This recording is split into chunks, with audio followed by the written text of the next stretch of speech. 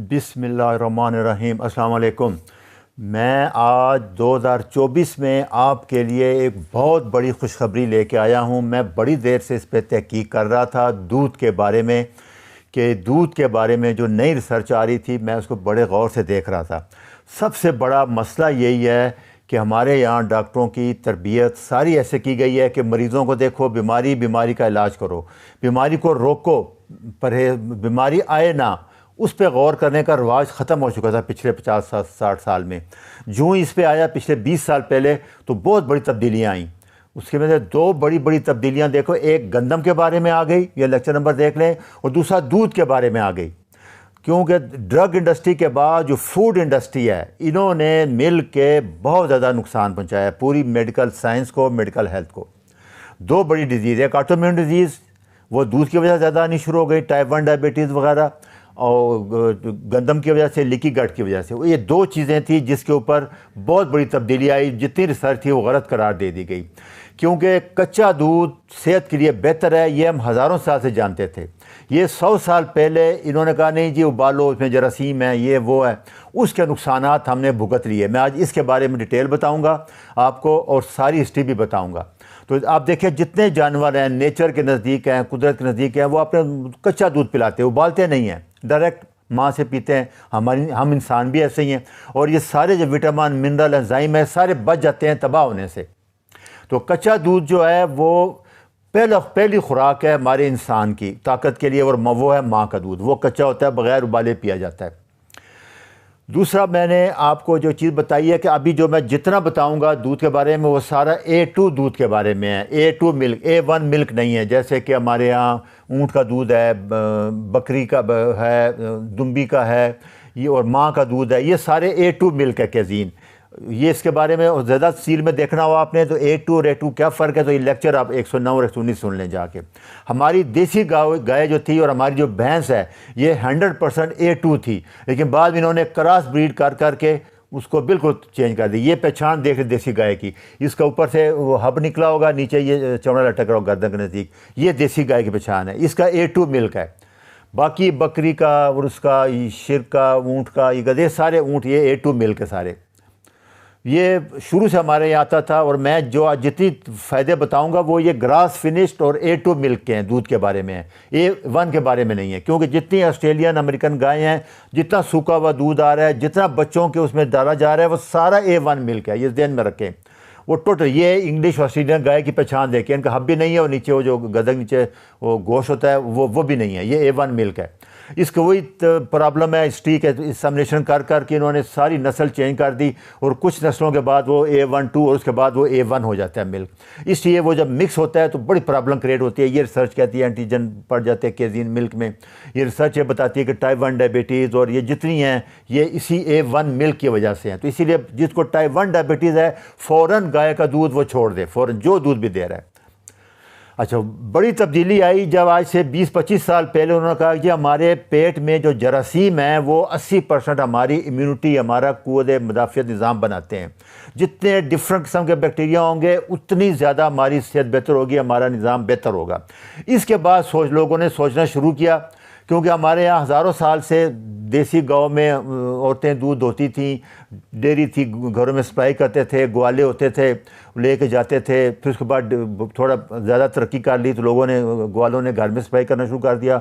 इनकी बस्तियाँ अलग होती थी, गाय चरती थी, बड़ा ज़बरदस्त जिंदा माहौल था। और ये देखें, ये अफ्रीका के बच्चे थे, किसी को दांत की कोई तकलीफ़ नहीं थी, कुछ नहीं थी, ये कच्चा दूध पीते थे। इसके बाद लड़ाई शुरू हो गई। उन्होंने क्या किया, ये सबसे पहले ये आप देख लें सारा, इन्होंने इसको कच्चे दूध को, ग्वालों को बैन करना शुरू किया। ये रॉकफेलर फाउंडेशन थी, इन्होंने क्या किया, पाश्चराइज़ेशन मशीनें बनानी शुरू की, जब हम बोलेंगे जसीम मारेंगे और ये करेंगे, वो बीमारियां फैलती हैं। 1-2 दफ़ा डायरिया लग गया था।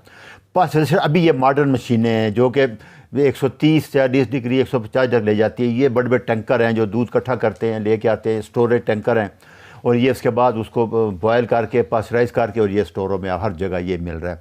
ये पिछले 50-60 साल में बड़ी तरक्की की। उसके बाद एक बंदे थे मार्क मैकफली, इन्होंने एक इंस्टीट्यूट बनाया, ये रॉ मिल्क इंस्टीट्यूट। इन्होंने जब काफ़ी 10-15 साल पहले रिसर्च किया, ये लेक्चर है, रेफरेंस आखिर में है, ये ज़रूर सुने आप। इन्होंने बताना शुरू किया कि जब आप उसको बॉयल करते हैं 135 डिग्री पे या पास्चराइज करते हैं, डी नेचर प्रोटीन हो जाती है, एंजाइम डैमेज हो जाते हैं, विटामिन फ्रेंडली मर जाते हैं, फ्रेंडली बैक्टीरिया मर जाते हैं, और जो ख़तरनाक बैक्टीरिया हैं वो ज़िंदा रहते हैं, वो हीट स्टेबल होते हैं, वो बच जाते हैं, और वो सारी बीमारियों की जड़, जितने ऑटोइम्यून डिजीज दूध पीने से और सारा। और दूसरा ये जो दूध लोगों को हज़म नहीं होता था, उसकी वजह ये थी कि लैक्टेज एंजाइम होता है जो दूध को, लैक्टोज को हज़म करता है, वो भी डैमेज होता है बॉयल करने से, पास्चराइज करने से। इसकी बड़ी पहचान ये थी कि उन्होंने जिन लोगों को ये दूध का वजह से डायरिया या गैस पैदा हो जानी, उन्होंने उनको कच्चा दूध देना शुरू किया। 3 हफ्ते बाद सारा सिस्टम ठीक हो गया। तो वो असल लैक्टेज एंजाइम जो है वो भी डैमेज हो जाता है बॉयल करने से, पास्चराइज करने से। ये देखें, ये इन्होंने स्टडी की कि जो कच्चा दूध है वो एंजाइम एक्टिव रहते हैं, प्रोबायोटिक है, बेहतरीन, हेल्थ के लिए फ़ैट बहुत अच्छा होता है, इंटैक्ट प्रोटीन होती है, विटामिन एक्टिव रहते हैं, और कैल्शियम जितने सारे एक्टिव रहते हैं, हज़म होने वाले होते हैं। जब आप पास्चराइज करते हो या मरे थे आप बॉयल करते हो तो सारा सिस्टम ख़त्म हो जाता है, 100% ये सब कुछ डैमेज हो जाता है, ख़तरनाक हो जाता है। ये इस बुक के इस बारे में डिटेल देख लें। मैं अभी आपको रिकमेंड ये कर रहा हूँ कि अभी रिसेंटली उन्होंने 3 चीज़ें रिकमेंड की हैं कि सेहतमंद के लिए सबसे पहले नॉर्मल वेजाइनल डिलीवरी होनी चाहिए, सी सेक्शन ऑपरेशन से बच्चे पैदा ना करें, क्योंकि जितने माइक्रोबोम है सारे डैमेज हो जाएंगे। दूसरा, वो माँ का दूध दें, ख़ासकर जो पहला दूध है कोलेस्ट्रम, और 2 साल तक ज़रूर दें। और उसके बाद चौथे महीने में आप सेमी सॉलिड डाइट शुरू कर दें। मैंने लेक्चर 55 बनाए हुए, सुन लें। एग योग दें, उसके बाद 6 महीने बाद तो पक्का शुरू कर दें, और 9 महीने बाद सॉलिड, और 1 साल के बाद हर चीज़ देनी शुरू कर दें। ये उस डिटेल लेक्चर में मिल जाएगा। अब ये 3 चीज़ें वो कहते हैं अगर अपनी नस्ल बचानी है, अपने बच्चों को सेहतमंद रखना है, तो ये अभी से शुरू कर दें। क्योंकि जो रॉ A2 मिल्क है ये बेस्ट प्रोबायोटिक है और पोस्टबायोटिक भी है। 4 से 6 घंटे बाद अगर आप कमरे में छाड़ते हैं तो ये फट जाएगा और ये कीफर बन जाएगा, बेहतरीन कर्ड हो जाएगा। ये सबसे बेसिक को आप अगर ऊपर लटका दें और केजीन पानी में निकाल दें तो ये पनीर बन जाएगा। इसमें सारे एंजाइम होंगे, विटामिन होंगे, बैक्टीरिया सेहतमंद सारे होंगे, प्रोटीन सही होगी शक्ल में और वो डैमेज नहीं करेगी। ये उबालने से ये सब कुछ ख़त्म हो जाता है। आप इसका मक्खन बनाएं कच्चे दूध का, आप इसका दही बनाएं, पनीर बनाएं, बच्चों को दें। ये विटामिन D3 और K2 का रिच सोर्स होगा, बेहतरीन सोर्स होगा हर चीज़ का। तो मेरी रिकमेंडेशन यही है कि आप A2 मिल्क यूज़ करें। बेस्ट है, बकरी का ले लें, दुम्बे का ले लें, ऊँट का ले लें, देसी गाय अगर मिल जाए, और सारे ग्रास फिनच चरते हुए जानवर होने चाहिए। यहाँ हमारे यहाँ भैंस है, अगर टीके नहीं लगा रहे, हार्मोन नहीं दे रहे, तो बेहतरीन दूध है। कच्चा दूध लें, उसको आप उसी से चीज़ बना लें, उसका मक्खन बना लें, घी करें, उबालें ना उसको। ये आप करके देखें एक दफ़ा।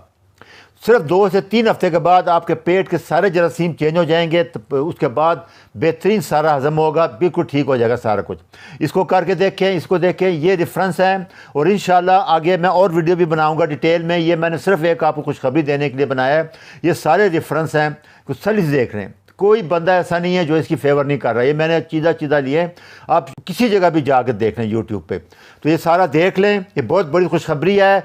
अभी से कोशिश करें कि A2 मिल्क लें और कच्चा दूध लें, और जो दही घी मक्खन बनाना है उसी से बनाएं। अच्छा जी, अल्लाह हाफिज़।